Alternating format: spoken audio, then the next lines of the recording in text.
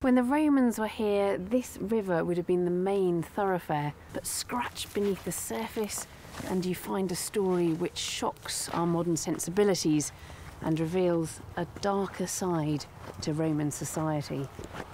Back in 1912, Alfred Cox, the curator of the local county museum, would make an extraordinary discovery here, and in so doing would also uncover a dark secret which is still troubling archaeologists almost a century later.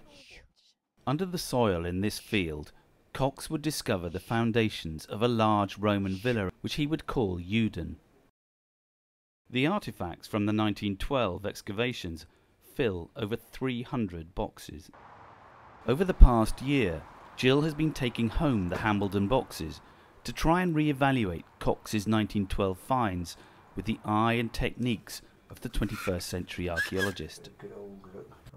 But there was one particular set of finds which Alfred Cox was uncharacteristically reticent about. So a tiny little bag here of, oh yeah, little infant bones. Absolutely minute, beautifully preserved though.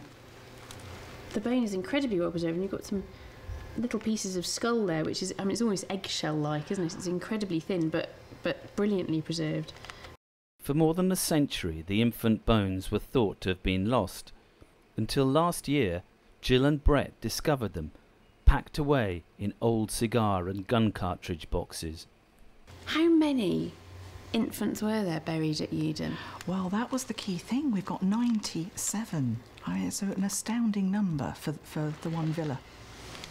It's quite a shocking number, actually. It is, yeah. And it's actually quite normal to have infant burials. You're not considered to be a proper human being ready for the cemetery until you're about 2 years old in the Roman world. So you do bury any babies that are lost between being born and 2 years, and you put them in the garden or in the yard or perhaps even under your floor. But this number? But not 97. There's something different about Euden.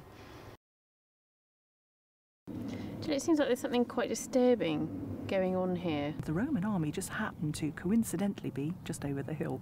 There's a track, in fact, leading off in that direction towards where we know there's a Roman road and, in fact, a Roman army encampment. The only explanation you keep coming back to is it's got to have been a brothel. Really? It really is the only explanation. You can think of all sorts of wealth of other reasons, but they just don't hold water. But at the moment, the story of Euden Roman Villa hasn't been told in all its fullness, has it? Absolutely not, and that is just my opinion. I have no proof of that theory, of course, but it's one that works for the moment. I'm going to continue investigating it.